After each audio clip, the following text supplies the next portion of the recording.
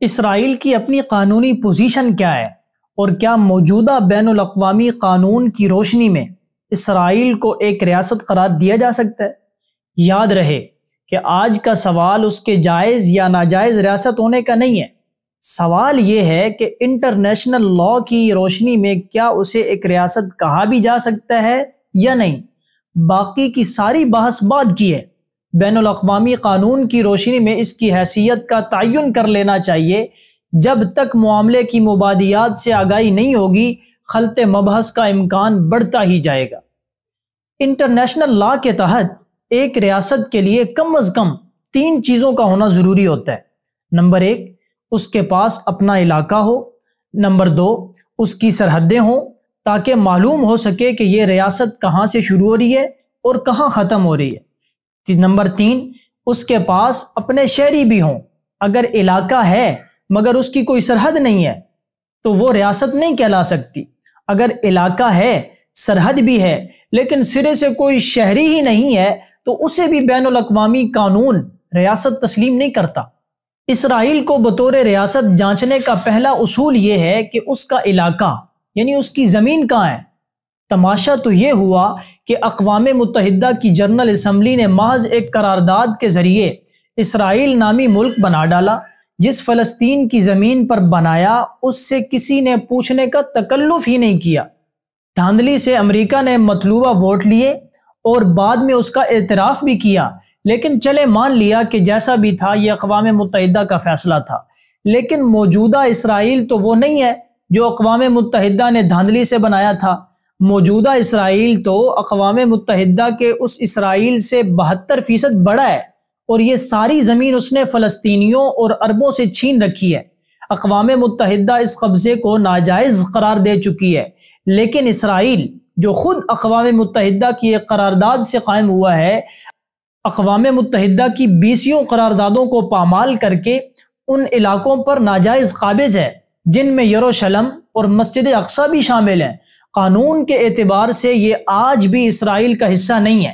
سوال یہ ہے کہ جس ملک کا 72% سے زائد علاقہ اقوام متحدہ اور بین الاقوامی قانون کے تحت اس کا ہو ہی نہیں، وہ ریاست کی پہلی شرط کیسے پوری کر سکتا ہے؟ سابق امریکی صدر ریگن نے کہا تھا کہ اسرائیل کا علاقہ تو کہیں کہیں محض چند کلومیٹر چوڑا ہے، اس لیے اسرائیل سے یہ نہیں کہنا چاہیے کہ وہ ناجائز قبضے ختم کرے۔ یہ ناجائز قبضے اس کے لیے ضروری ہیں۔ سوال یہ ہے کہ امریکہ کے اس موقف کی اقوام متحدہ کے چارٹر اور ضابطوں کی روشنی میں کیا حیثیت ہے؟ ریاست کی دوسری شرط یہ ہے کہ اس کی باقاعدہ سرحد ہو۔ اسرائیل کا معاملہ یہ ہے کہ وہ دنیا کی واحد ریاست ہے جس نے آج تک اپنی سرحد کا باقاعدہ اعلان ہی نہیں کیا۔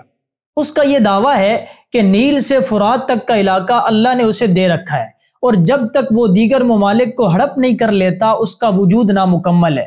موشے دایان نے یروشلم پوسٹ میں شائع ہونے والے کالم میں لکھا تھا کہ ہم اپنی ریاست کی سرحدوں کا تعین کرنے کے پابند نہیں ہیں۔ ریاست کی تیسری شرط شہریت ہے۔ شہریت کا معاملہ یہ ہے کہ ملک میں موجود لوگوں کو شہری قرار دینے کی بجائے قرار دیا گیا ہے کہ دنیا میں جہاں بھی کوئی یہودی ہے وہ اسرائیل کا شہری ہے، یعنی اسرائیل اسٹیٹ ہوڈ کی تینوں شرائط پوری نہیں کرتا۔ فرانس کے سابق ڈپٹی اسپیکر راجر گارڈی کی کتاب the founding myths of Israeli policy معاملے کی تفہیم میں انتہائی مفید ثابت ہو سکتی ہے۔ یہ وہ کتاب تھی جس پر انہیں فرانس میں 2.5 لاکھ فرانک جرمانہ اور قید کی سزا سنائی گئی تھی اور ان کی مزید اشاعت پر پابندی عائد کر دی گئی تھی۔ چنانچہ ایک وقت آیا کہ 70 سے زیادہ کتابوں کے مصنف، فرانس کی پارلیمان کے سابق رکن، فرانس کی کمیونسٹ پارٹی کے مرکزی مجلس عاملہ کے رکن، theory of knowledge per PhD کرنے والے اس نو مسلم دانشور کا کوئی اخبار مضمون تک شائع کرنے کا روادار نہیں تھا۔ گراڈی کا دعویٰ ہے کہ اسرائیل وہ ریاست ہے جو کسی سرحد کی قائل نہیں ہے اور جارحیت اس کی حکمت عملی کا بنیادی اصول ہے۔ اسرائیل کے ہاں یہ بات ایک مذہبی عقیدے کا درجہ رکھتی ہے کہ نیل سے فرات تک کا علاقہ اللہ تعالیٰ نے بنی اسرائیل کے لیے خاص کر رکھا ہے اور اب بنی اسرائیل کا یہ مذہبی فریضہ ہے کہ وہ اس علاقے پر قبضہ کر لیں۔ یہ بات یہود نے حضرت موسیٰ علیہ السلام سے غلط طور پر منسوب صحائف میں لکھ رکھی ہے۔ جدید تحقیق اگرچہ اب یہ ثابت کر چکی ہے کہ ان صحائف کا حضرت موسیٰ علیہ السلام سے کوئی تعلق نہیں ہے۔ گراڈی کہتے ہیں کہ تمام صہیونی حتیٰ کہ لا ادری اور ملحدین بھی یہ دعویٰ کرتے ہیں کہ فلسطین انہیں اللہ کی طرف سے ودیت کیا گیا ہے۔ نیتھن ونسٹاک نے اپنی کتاب زائنزم اگینسٹ اسرائیل میں لکھا ہے کہ یہ ملک چونکہ اللہ کا انعام ہے، اس لیے اس کے وجود کے بارے میں ہم کسی جواز کے محتاج نہیں ہیں، بس یہ ہمارا ہے۔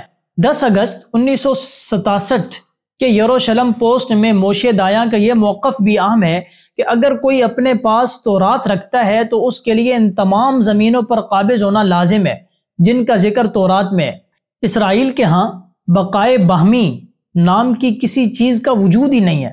گولڈ امائر کا سنڈے ٹائمز میں 15 جون 1969 کو بڑا واضح موقف شائع ہوا کہ یہاں فلسطینی عوام نام کی کسی شے کا کوئی وجود ہی نہیں۔ ایسا نہیں کہ ہم آئے اور ہم نے انہیں نکال دیا، وہ یہاں کبھی تھے ہی نہیں۔ نیشنل جیوش فنڈ کے ڈائریکٹر یوسف ویز نے اس بات کو مزید واضح کرتے ہوئے کہا کہ یہ بات عیاں ہو جانی چاہیے، یہاں عربوں کے لیے کوئی گنجائش نہیں، اس کے علاوہ کرنے کا کوئی کام نہیں کہ عربوں کا صفایا کر دیا جائے۔ پروفیسر اسرائیل اسحاق اپنی کتاب the racism and the state of Israel میں لکھتے ہیں، ہمیں اس بات پر قائل کرنے کے لیے کہ اسرائیل سے قبل فلسطین بے آباد صحرا تھا، سینکڑوں گاؤں بلڈوزروں سے مسمار کر دیے گئے، ان کے مکان، کنویں اور قبرستان تک تباہ کر دیے گئے۔ راجر گراڈی لکھتے ہیں 1967 سے 1969 تک غزہ اور مغربی کنارے کے علاقے میں عربوں کے 20,000 گھروں کو ڈائنامائٹ سے اڑا دیا گیا۔ فلسطینیوں کی دہی آبادی کی یادداشت مٹانے کے لیے اور متروک شدہ ملک کے افسانے کو سچ بنانے کے لیے عربوں کے سینکڑوں گاؤں مسمار کر دیے گئے۔